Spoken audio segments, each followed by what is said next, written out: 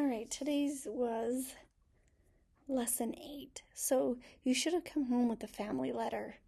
This family letter, it says, Dear Family at the top. It talks about the strategies and what we're going to be doing this week. So this is an important letter. Make sure they have that. We're learning this week using addition and subtraction strategies with 2-digit numbers. So that means you're going to be getting problems, and they're either going to be addition or subtraction. So we're kind of combining the last 2 weeks together in one. One of the strategies is to draw tens and ones with your base 10 blocks, using lines for tens and dots for the ones. So they draw it as 65 or 6 tens and then 5 ones. The way they do this is just a lot of writing the same thing over and over again, I feel like. So I do it this way. Let me show you. So here's the same problem. 65 minus 27. I just do 1, 2, 3, 4, 5, 6 tens. I have 5 ones. Writing 5 in a nice, neat column. That way I know that each column is 5. So making sure they're nice and neat in a column of 5. So we have 65. Now we need to minus 27. So look at your ones first. Can I minus 7? No, I can't. I don't have enough. So I go over here and I say to my tens, I say, hey neighbor, can I borrow a 10? And then I say, sure. So once you cross this out, you need to make sure that you move 10 over. If you're taking 10 away here, you need to add 10 to the ones. So again, 1, 2, 3, 4, 5. 1, 2, 3, 4, 5. And that is 10.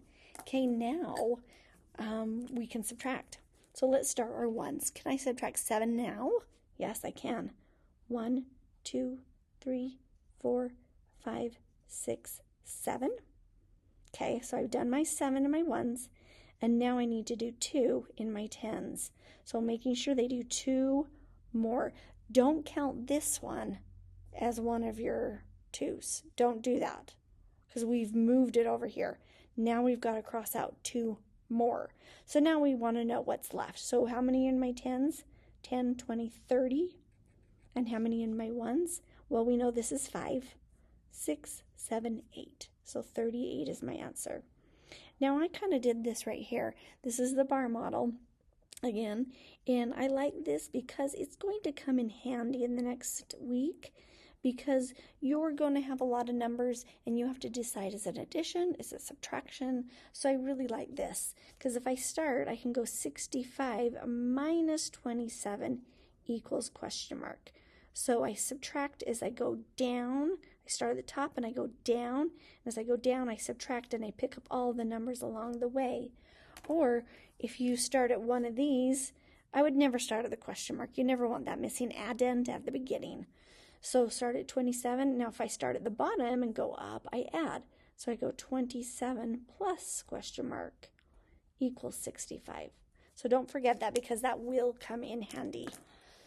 The next strategy right here is your add up. So 65 minus 27, you can also solve it by thinking 27 plus 65. They just move these two numbers to the beginning and add an addition sign, and the 65 comes after the equals. So you're counting up. So in this case, they've added up. So we start at 27. I don't know how many jumps I'm going to make, but I know that I end at 65, okay? And they want to get to your nearest 10. So you do 27. Well, my next 10 is, we know 30. How many jumps is it? It's 3. And then we need to get as close to 65 without going over. So what's the 10 that comes right before 65? It's 60. So how many jumps is it from 30 to 60? It's 30. And then we know we wanted to end at 65, so that is 5 jumps. Now, right here, if you notice this right here, this is super important because if you'll notice, a lot of your fluency is this, okay? So this is important for them to know as well. So if we do 27, I want to get to my next 10, which is 30, okay? So how many jumps is it? 27 plus what is to get to 30? Oh, it's 3. So we move our 30 down here, And then we know we want to get to 60 because we want to get the nearest 10 without going over 65. Okay, so 30 plus what is 60? 30. Move your 60 down here, and then 60 plus what is 65, and it's 5. And then you're going to add up these right here. These are your jumps. These are your jumps too. Same thing, just written out like this.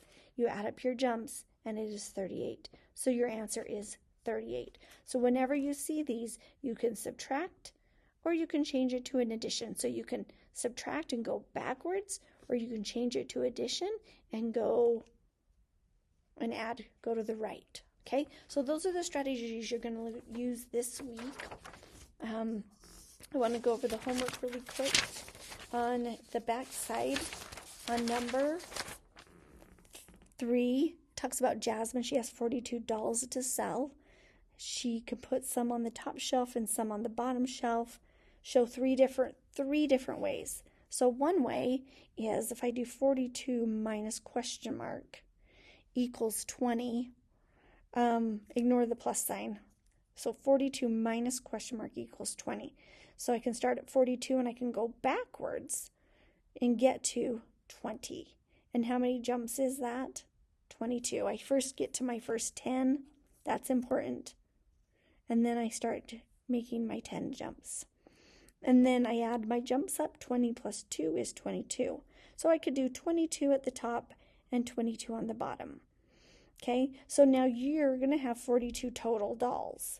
So you could come up with, say, let's say 27 plus question mark equals 42. Has to equal 42. Make up these numbers right here. So if I start at 27 and I want to add up, I know my goal is to get to 42. Now I don't know how many jumps I'm going to make, but I know my goal is always get to the first 10. Okay, so that's 3 jumps. And then to get to, I want to get to the 10 as close to 42 without going over. So I know that's 40. And that would be 10 jumps. And then that would be 2 jumps. So I know that my jumps are 3 plus 10 plus 2. So that's 15 jumps. So I know that I'm going to have 27 jumps, 27 dolls on one shelf and 15 on the other. So you can either subtract and go backwards, or you can add and go up. But your goal is, your total is 42 dolls. And you can pick a number, any number, and then figure out what that other number is. Okay, and that will be your homework tonight.